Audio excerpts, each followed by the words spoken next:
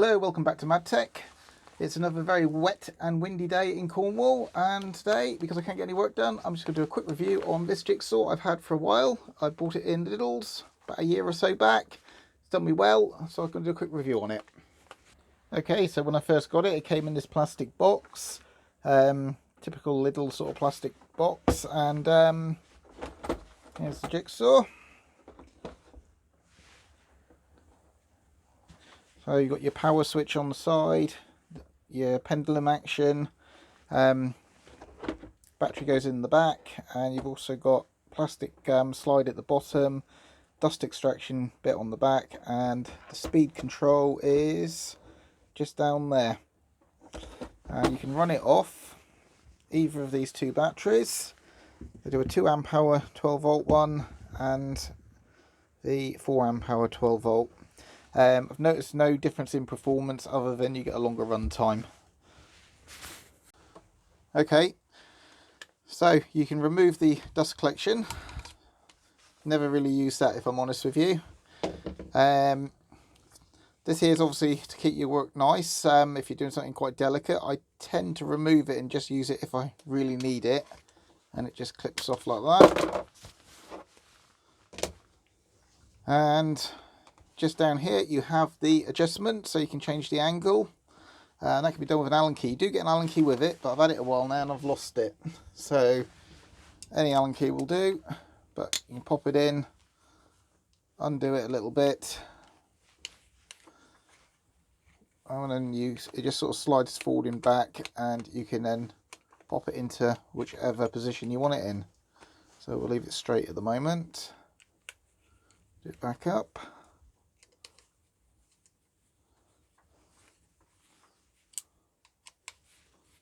And it also has this little plastic guard here. Now I find I have to remove that all the time to get my fingers in to get hold of the release mechanism there, but that mechanism works pretty good. And just pop a blade in.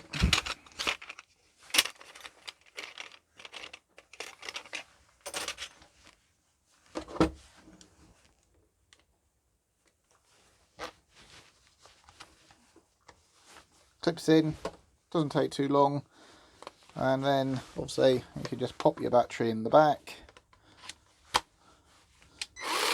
and do away. You can get the battery level there to give you an idea. Speeds.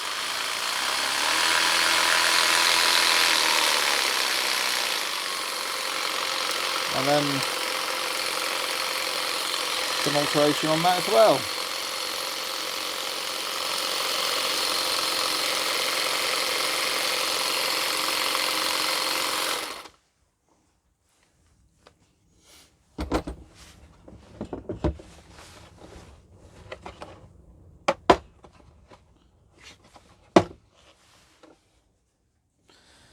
You also get this guide.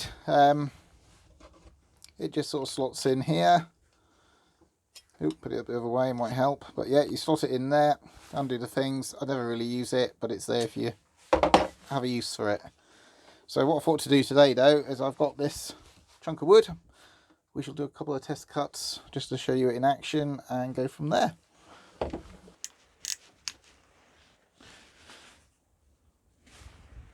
Okay, I've got my piece of wood in. It's probably best part of an inch thick. Got a blade in. Not using the pendulum action. And I've got it set to full speed. So just give you a quick idea what it's like.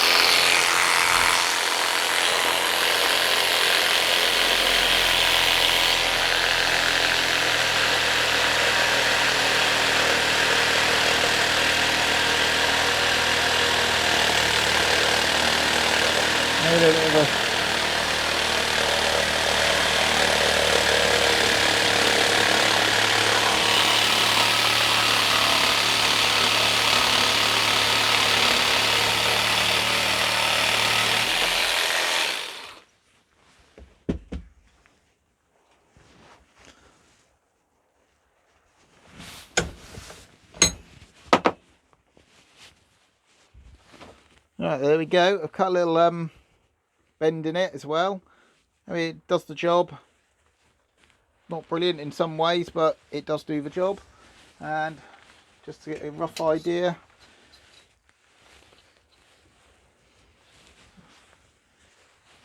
it is pretty square there as well on that, so that's not bad. I'll do the 45-degree one next and see what that's like.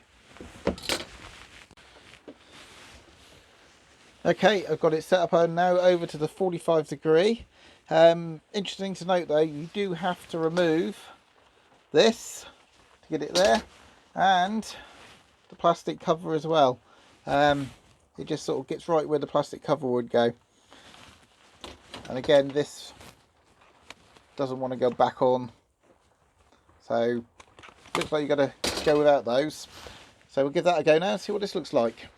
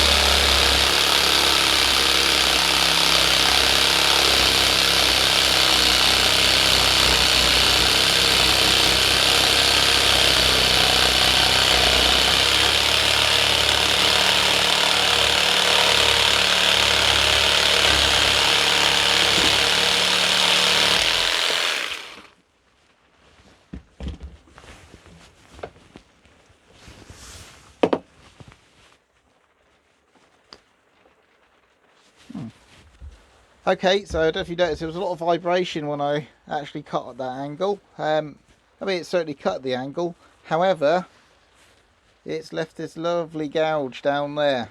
And it's just where the, if you can see it, and get the angle right on the camera.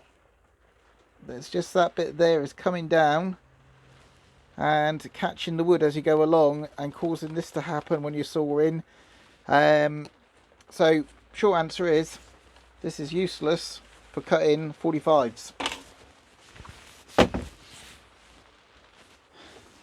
Okay, so clearly not happy with that result. So what I've done, I've actually taken this little bit of plastic out of the slide here, and that enables me to get it on at 45 degrees. So I'm going to give it another go.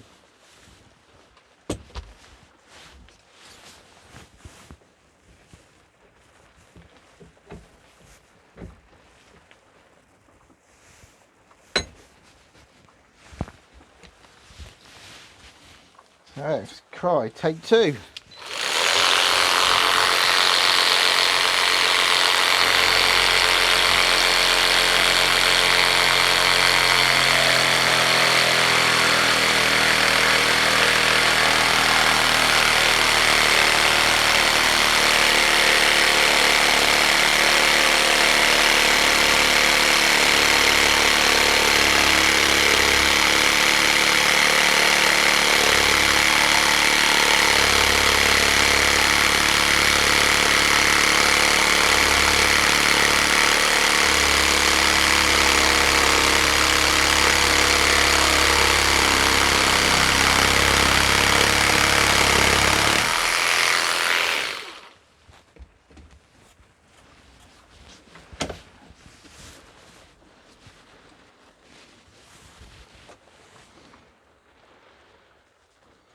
Okay, that has actually stopped that problem with the gouging of the wood. The mark there is from before, it's just I didn't chop enough off. And there we go, so we've now got the angle. It's got a bit funny at the end there. I think it's probably just the way I was holding it, probably more my fault. There we go, let's see if we can measure that angle. Okay, I'm going to calibrate this by just putting it across the 90 on this here and zeroing it. So I know it's 90 and it'll be 0, but it shouldn't matter when it comes to measuring the angle on here.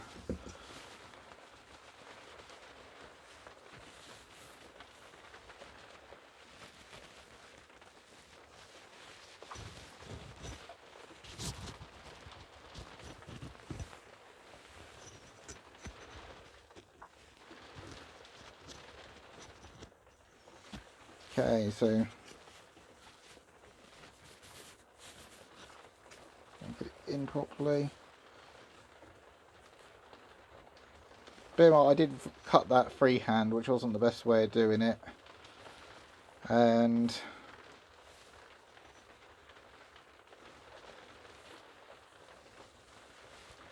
45.4 on there. Ooh, don't know if you can see that.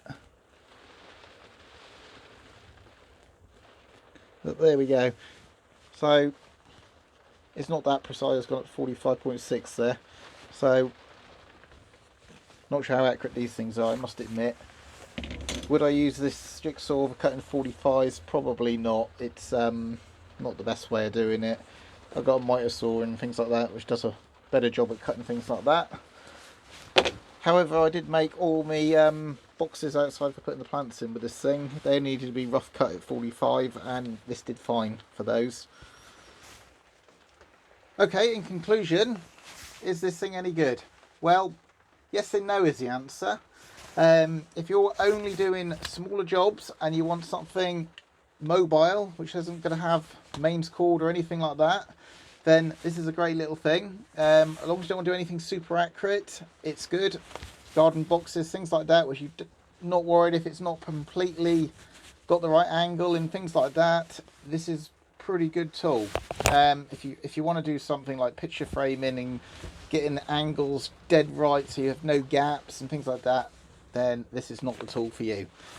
But for a cheap jigsaw to do odd jobs around the house, great. Would I cut something like a kitchen cabinet with it? Probably not. You need a bigger one for that, I think. But the small jobs, cutting something a ½ inch, that sort of thing, you'll be fine with this. Anyway, thanks for watching. That brings us to the end of this review. See you next time. Bye.